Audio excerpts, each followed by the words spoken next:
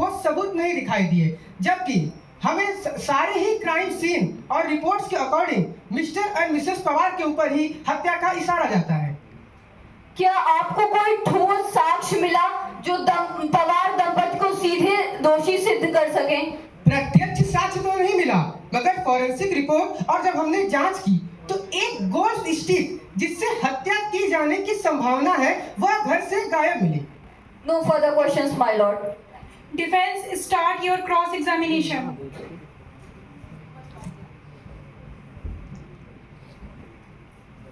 Much obliged, Your Honor. जैसा कि आपने कहा कि गोल्ड स्टिक जो थी वो वहां से गायब थी, तो क्या फिर आपको वो गोल्ड स्टिक मिली? जी हाँ। तो क्या आप इस कोर्ट को बताएंगे कि वो गोल्ड स्टिक आपको कैसे मिली? जब मैं मिस्टर पवार का इंटरोगेशन कर रहा था तो वह गोल्ड स्टिक मिस्टर पवार ने खुद मुझे सौंपी। Point to be noted, your honour, हमारे क्लाइंट ने, मिस्टर पवार ने खुद वॉलंटरली वो गोल्ड स्टिक ऑफिसर के हाथों में दिया था। मैं इस कोर्ट से पूछना चाहूंगी, भला क्या कोई अपराधी अपनी ही गर्दन फंसा देने वाला कोई हथियार एक ऑफिसर के हाथों में देगा? You can go, mister officer. Your Honor, now I would seek the court's permission to call my next witness for cross-examination, that is Mrs. Kamlawati. Permission granted. Kamlawati हाजिर हो। कमलावती जी, कृपया कोर्ट को ये बताइए कि उस सुबह जब आप पवार हाउस में पहुंची तो क्या आपने दरवाजे पर ताला लगा हुआ देखा? मुझे अच्छे से याद नहीं है, पर जब मैंने दरवाज़ा खोलने की कोशिश की थी तो दरवाज़ा खुला नहीं था। क्या ऐसा पहली बार हुआ था जो आपसे दरवाज़ा नहीं खुला था? नहीं, दरवाज़ा जाम रहता था तो कभी कभी फंस जाता था। Point to be noted, my Lord, दरवाज़ा जाम रहता था और कभी कभी फंस जाता था। There is no single conclusive evidence which could prove कि उस दिन दरवाज़ा अंदर से बंद था और मेरी क्लाइंट डॉक्टर निशा पवार ने उस दरवाजे को बाद में आकर खोला। ये खाली एक मनगढ़ंत कहानियां हैं एंड हमारे लर्नेड काउंसिल जो है उन्होंने कंप्लीटली फेल कर दिया है इसको प्रूव करने में। Thank you Mrs Kamlavati, you may go now. Your honour, with the court's permission I would like to call my next witness Ayushi's friend, that is Riya. Permission granted. Riya हाजिर हो।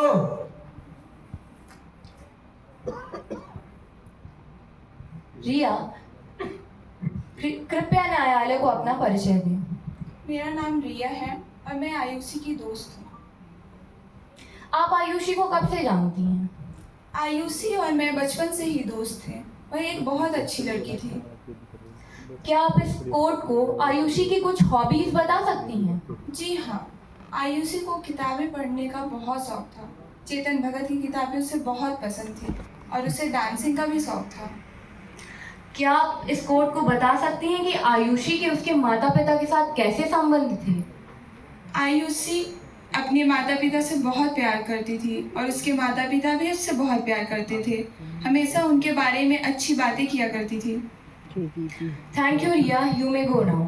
With the court permission, I would like to call my next witness, that is ultrasonic testing specialist, Dr. Nivedita. Permission granted. Doctor Nivedita हाजिर हो। Please introduce yourself to the court and your profession. Myself Nivedita, I am an ultrasonic testing specialist. My job is to check the internal condition of the devices by using their high frequency sound waves. We do not hear them with our ears. Instead, we use specialized equipments to measure the accuracy and analyze the sound waves. What were your findings? Could you please explain it to the court? I found some defects in the air conditioner. Normally, the AC produces the sound between the 50 to 75 dB, but the AC in that room produces the 80 to 90 dB sounds, which is more than the normal ones. तो क्या ये possible है कि बाहर कुछ आवाज हो रही हो और वो अंदर नहीं आ पा रही हो? Yes, it is possible because research shows that normal sleeping person can be awakened between the sound 48 dB, but in the AC in that room itself produces the 80 dB sounds, which indicate that it is impossible to listen anything inside the room. Point to be noted, my lord. कुछ ऐसी भी आवाजें थीं जो बाहर से अंदर नहीं आ सकती थीं, जैसा कि डॉक्टर ने क्लियरली स्टेट किया कि no sound could be heard from outside in a room. Thank you. You may go now. Your Honor, with the permission of this honorable court, I would like to examine my last witness, that is Dr. Nisha Pawar. Permission granted. Doctor Nisha, बस एक सवाल। उस सुबह जब आपने अपनी बेटी को इस अवस्था में देखा तो क्या आपको लगा था कि कभी पूरी दुनिया आपको ही उसके कत्ल का आरोपी ठहराएगी? नहीं, कभी नहीं। मैं तो सोच भी नहीं सकती। मैं उसे बचा भी नहीं पाई और आज उसके कत्ल का इल्जाम मुझ पर ही लग रहा है। ये मेरे लिए मर जाने जैसा है। डॉक्टर निशा, क्या आप ये बता सकती हैं कि क्या भला कभी कोई माँ अपनी एक लौती औलाद को मार सकती है? Never never. I loved her more than my own life. वो मेरी जान थी, मेरा सब कुछ। मैं उसे दर्द में भी नहीं दे सकती। मारना तो दूर की बात है, मैं उसे मार कैसे सकती हूँ? वो मेरी बेटी थी, बेटी। योर ऑनर, ये एक माँ है, कोई अपराधी नहीं, और इनका दिल ही इनकी बेगुनाही का सबसे बड़ा सबूत है। That's all from my side, Your Honor. Much. Court is adjourned now. On next date, the court will hear the closing submissions from the prosecution and defense.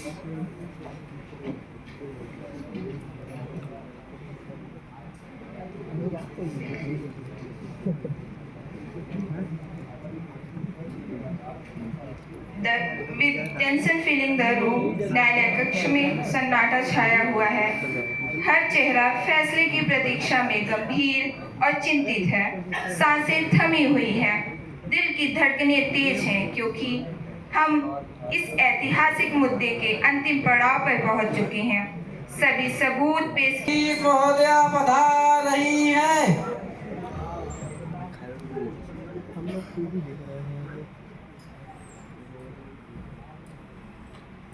Doctor Rajendra Pawar और डॉक्टर निशा पवार हाजिर हो।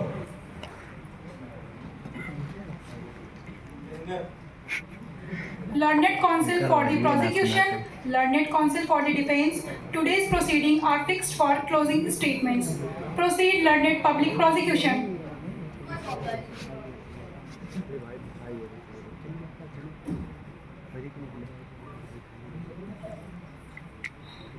Your Honor, this case is not merely about just two murders.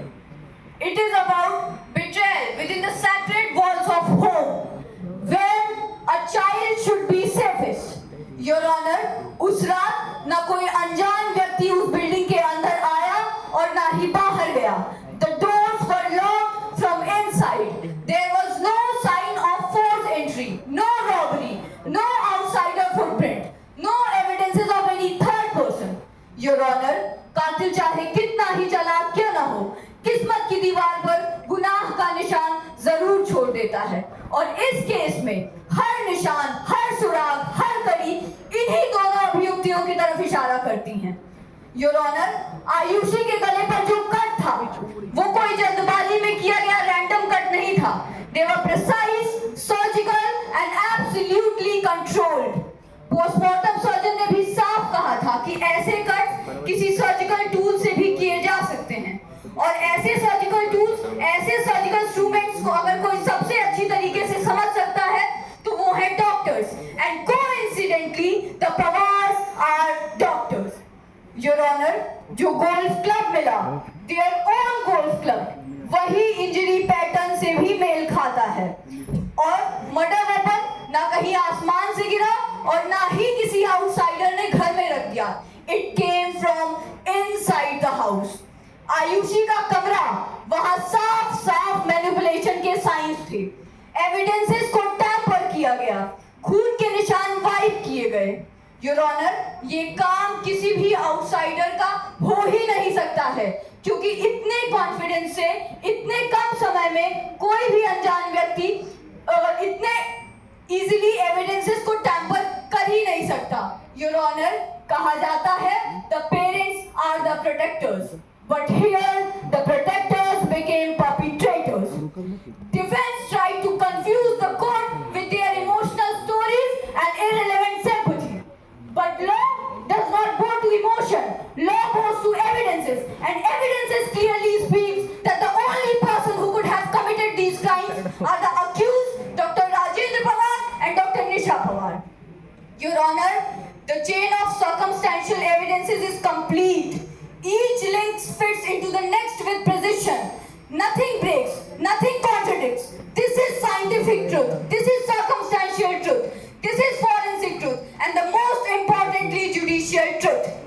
Therefore, in the interest of justice, in the name of 14-year-old girl whose voice was silenced forever, and in the name of Hemant, whose life was taken and dignity was questioned, I humbly request to this honorable court to convict the accused of this court, Dr. Rajendra Pawar and Dr. Nisha Pawar, under section 103 of subsection 1 and section 238 read with section 3 clause 5 of Bharatiya Nyaya Sanhita. Justice delayed is still possible, but justice denied must not be allowed, my lord. Justice for Ayushi and Hemant is now in the hands of this court. Much obliged. Defense, come forward with your closing arguments. The breath of accusation kills the innocent. Today, I stand not only for the accused, I stand for truth, for justice, for the fundamental principle that governs every legal civilized system. That is, no innocent shall ever be punished.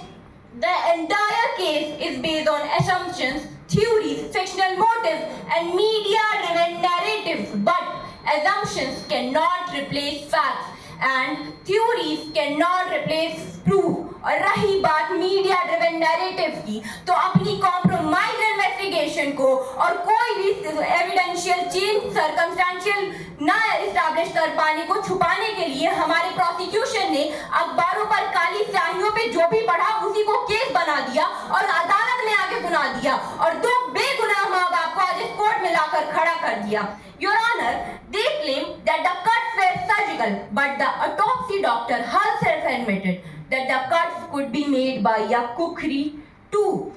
Actually, the fact is that the prosecution didn't look for the weapon that killed Ayushi. They looked for the weapon that matched the profession of her parents. Your Honor, they claim that the gold stick was hidden, but my client himself voluntarily handed over the gold stick to the officer.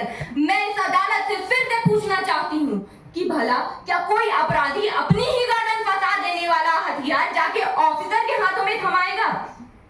Your Honor, CBI officers ने भी accept किया. There is no direct witness, no eyewitness, nothing that places the accused with the crime. There is not a single fingerprint, not a single eyewitness, no blood on them, no weapon trace, no motive, no financial gain, no fight, no history of violence, not even a single scientific link. Nothing.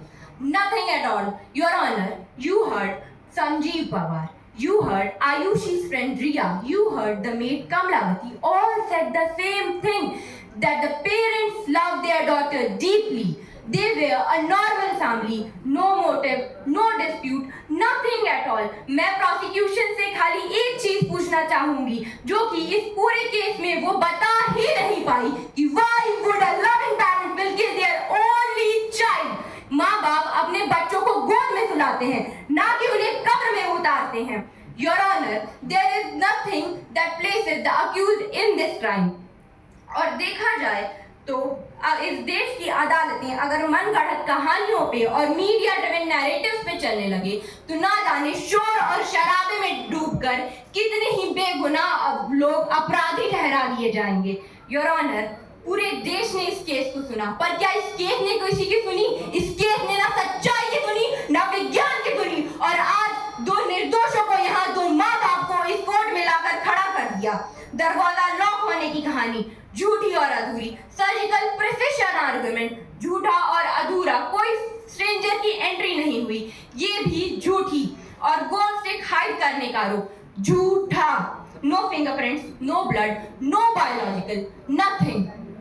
Your honour, ये दो लोग सिर्फ माँ बाप नहीं हैं, ये दो लोग वो माँ बाप हैं जिन्होंने अपनी ही बेटी की चिता को अपने हाथों से आग दी है.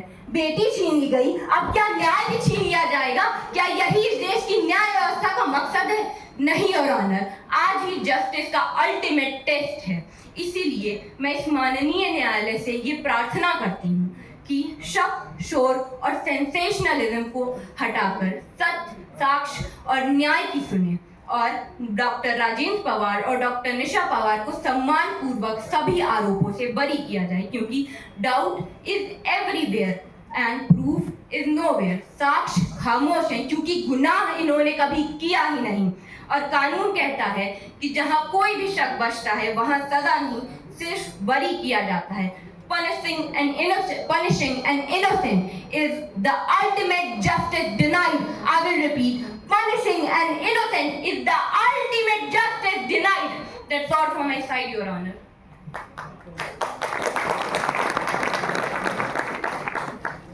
Arguments from both the parties are now closed. The judgment will be delivered post-lunch. The court will be resumed after lunch.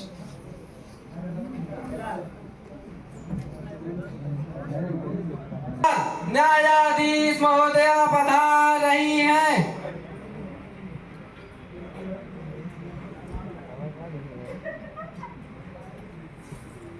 Doctor Rajendra Pawar और डॉक्टर निशा पवार हाजिर हो।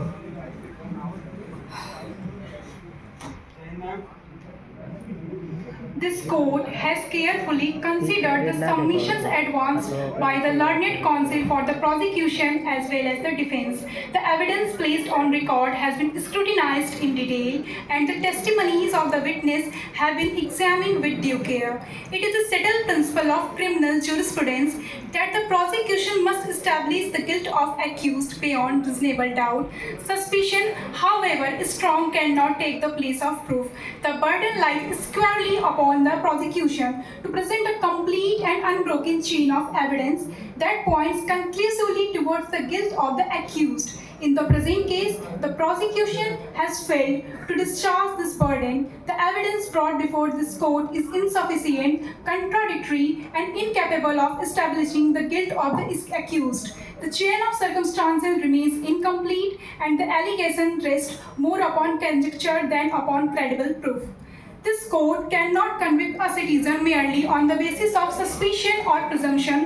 To do so would be a travesty of justice and a violation of fundamental principles of law. It is better that several guilty persons escape than that even one innocent person be wrongfully punished. Accordingly, this court holds that the prosecution has failed to prove its case beyond reasonable doubt. The accused is entitled to benefit of doubt.